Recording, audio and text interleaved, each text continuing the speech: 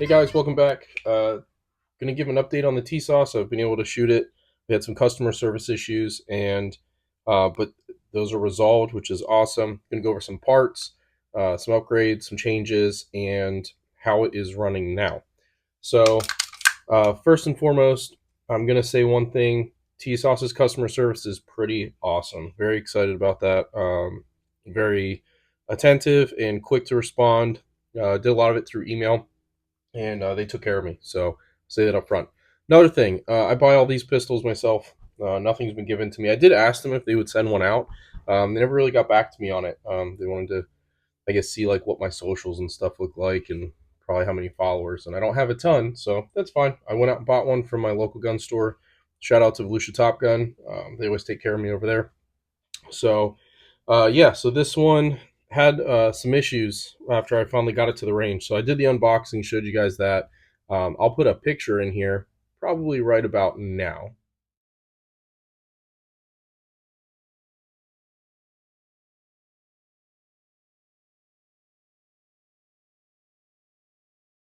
So in that picture, you guys are going to see that it had a failure to eject.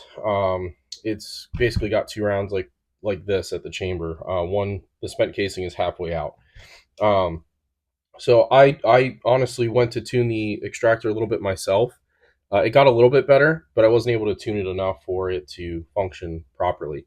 That malfunction was pretty, I would say, pretty severe in this pistol, where I was happening multiple times through each magazine. I think I got through one magazine without it happening again. So I did reach out to them. They sent me the label for it to come back, and I sent the pistol out to them. In the meantime, I did let them know, if you noticed in my unboxing video, that one of the mags was a 45 mag. They told me to keep that, and they were going to send me the 9mm mag. When I sent the gun back, I went ahead and sent that 45 mag to them because I don't have any 45 1911s. No real reason for me to keep it. So sent that off. They were working on the pistol. I actually got another magazine in the mail from them, but it was for a completely different gun. And I reached out to them, just let them know what happened. They said it was an error, just to keep it, and it goes to a SIG 229. So luckily, we have a SIG 229 here, and I went ahead and used it for that. So fast forward a little bit, this pistol went to them right around Christmas time, and it took them about a week and a half to get it sorted out and sent back to me. So I got the email that it was coming back via FedEx, and no other information. So I got the pistol back. Didn't really have time to shoot it right away. Reached back out to him, just asked him like, "Hey, what was done to the pistol? I'm just kind of curious what the issue was." Because there was no documentation really advising me what was done to it. So they let me know that it was an extractor issue, and they just tuned it. So I guess they're able to tune it much better than me. So leave it to the professionals. And I finally was able to get this pistol back out on the range. So over the weekend, I was able to shoot it. It ran all the mags perfectly. The pistol shoots really good. Everything ran well. I had no malfunctions. Tried quite a few different ammos. No issue. Have not I have not run a bunch of hollow points yet. That is going to be the next venture with this one, is putting quite a few hollow points in different brands and bullet types in there just to see how it does. But as far as Full Metal Jacket, did great. It did good with all the magazines. There's only one thing that I noticed, and with Tisas, these are the two mags that I got from them for this pistol. So the followers are definitely different. This one's running like a polymer deal. It's got kind of like a funny shoulder here too, where a standard 1911 mag has the metal follower and is just more like this, just like you'll see in any of the other higher end magazines. Now, I don't plan on using the T-Sauce magazines for much else other than, range use. I tend to use like a better made magazine. They tend to eject a little bit better from the magwell, and they tend to be a little bit more reliable for me. I did notice with, I believe it's this one, yep, the one I have a T on, that is now a training mag, because this one will not clear this grip very well, or this, the frame. I do believe it's because of the trigger bow that I put in here, possibly, or something with the mag release. But when you go to release it, you have to pull it out. It doesn't come clear. I haven't tried it. I don't have any other 1911 9mm to try it on really. So, but every other magazine, even the other one that they gave me, clears just fine. So I have no other issues. It's just this one mag, but it works. And I do believe this is the one they sent me to replace that 45 mag that I had. So you'll notice on this pistol, there's a couple things that look a little bit different. Different trigger that's sitting in it now. This is a Fusion, and I got a full length guide rod. Magazines I was able to pick up off eBay at a good price. The Fusion trigger, they have them on eBay, but I actually just purchased it straight from Fusion. Now, talking about Fusion, sorry, let me just get back to this. So, change the grips, the trigger, full length guide rod, and I also did replace the safety plungers and spring. The safeties in this pistol from the factory were very spongy, like they're soft to me, and I like something very positive. So I used the one from Fusion, and it gives it a lot more of a positive feel.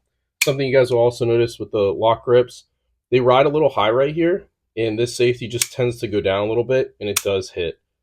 At some point, once this is kind of worn in a little bit, I'm going to hit it with either a permanent marker or some aluminum black or whatever. I don't mind it. It is what it is. This pistol is going to get used, so if it wears in there a little bit, cool. So, getting on the other thing, factory grips, hot doo-doo. Swap that to the lock grip. These grips, I'm a huge fan. If I had more 1911s, this is what would go on them. It's super aggressive, but it doesn't tear your hand up. It's very comfortable. The way it swells, it fits the palm very nicely. It doesn't cause me any issues with hitting that grip safety. This is the best 1911 grip I've ever felt, especially if this is something you want to shoot or shoot a lot. Your hands might get sweaty. This is really cool. I thought about changing the mag release, but this one's got a pretty cool texture on it from the factory. It's fine. I'm going to leave it. Would I like a little bit more ledge on this slide release? Yes, but it functions fine. No issue.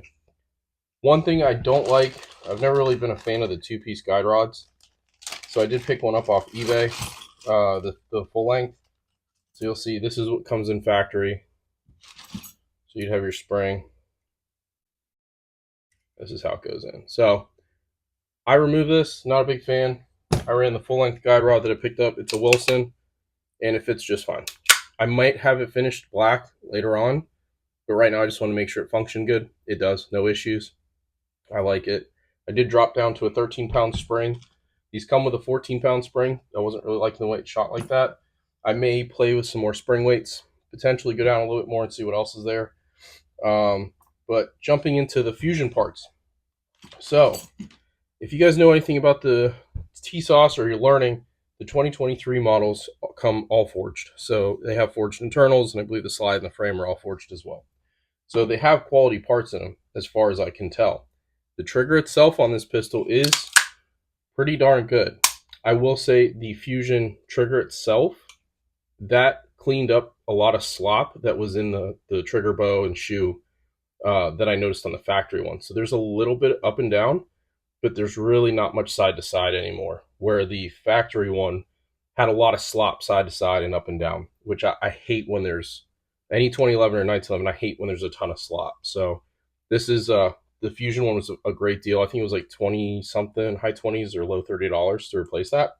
So that's well worth it. So the other parts that I got, so here's the factory plungers and spring that came out. Not a fan of that, too soft.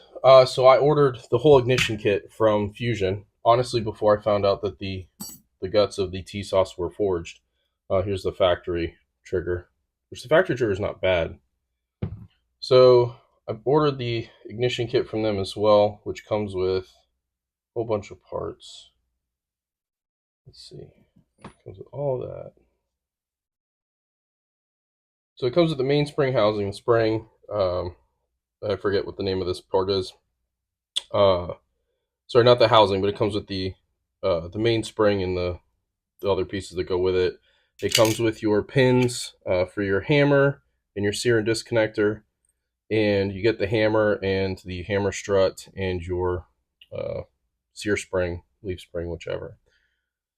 I tried a combination. I put the whole kit in and went to use it. I did not like the feel of the trigger.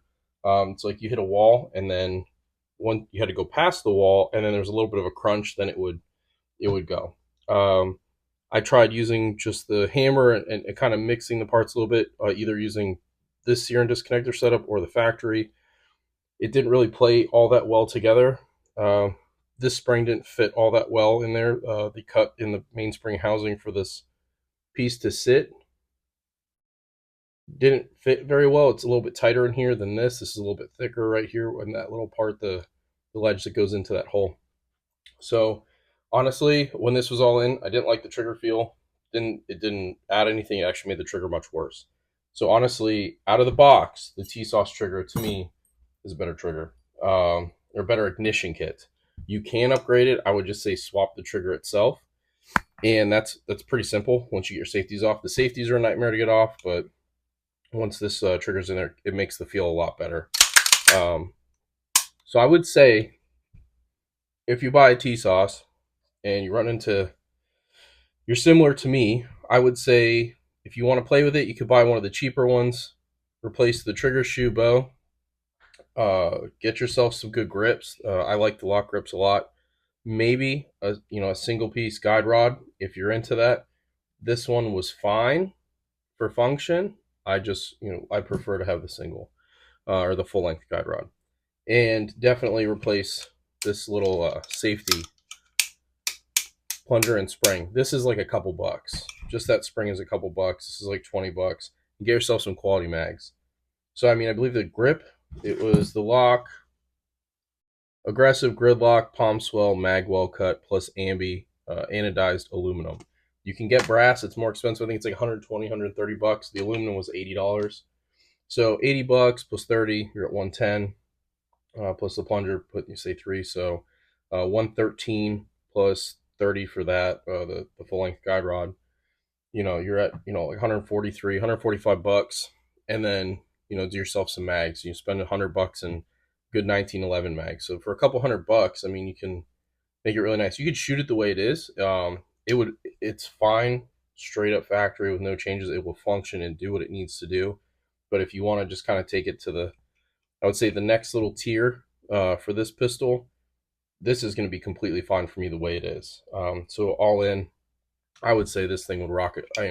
This thing's going to be better than any factory Kimber. A lot of those Colts, I'd go against the Springfield with it. No hesitation. So yeah, this pistol to me is pretty well equipped, just like this. The only thing I can think of is maybe getting the guide rod and the plug recoated just to match, just for optics, because it looks cool. But that's it. I mean, this is how I'm going to run this pistol for quite some time. And the thing ate a lot of different ammo once they fixed it. I do know one of my buddies, he picked up one of the Raiders, had a very similar issue to the extraction problem I had. He's going to be working on that one himself. His worked better than mine, but he did run into the same issue. So it seems like it's a little bit of a common thing, needs some adjustment, but with their customer service, I wouldn't hesitate to buy another one. And they do have some cool stuff coming out with those double stacks, just like the double stack 1911, similar to the staccatos. Looks like they've got their own grip module and everything, and it should use the other 2011 mags. So, but yeah, just wanted to give you guys a quick update on this one. I will do another video at some point shooting it, so you guys can see how it shoots. But I think there's a few videos on YouTube already of that. But wanted to just talk about it, let you guys know what my experience was with the Tisas. So, yeah, drop any questions or comments below, and if you guys want to see anything in the future, let me know. If you want, follow me on Instagram. That's where I am most of the time. It's 9mm Slinger, or my backup page is 9mm Slinger 2.0. So yeah, definitely really happy with this pistol. I think it's a great value for what it is, and I think it as many people have said, it fights way outside of its weight class. I think this is a pretty quality piece, especially at the price range. This is a great purchase in my eyes. So glad I bought it.